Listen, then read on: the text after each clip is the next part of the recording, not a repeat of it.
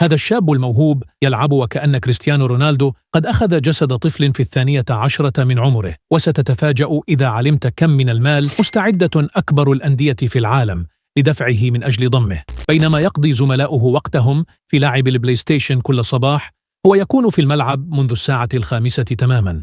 اسمه فاليري، وقد لقب بالفعل بالعبقري الصغير في الملعب، يتجاوز المدافعين وكأنهم أطفال.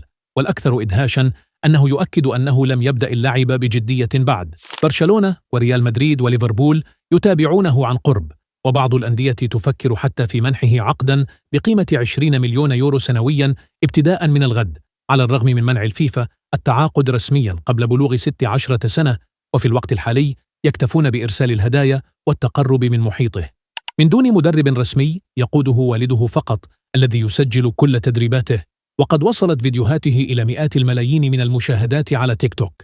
الآن يبقى السؤال: هل سيصبح أفضل لاعب في التاريخ أم سيكون مجرد موهبة أخرى؟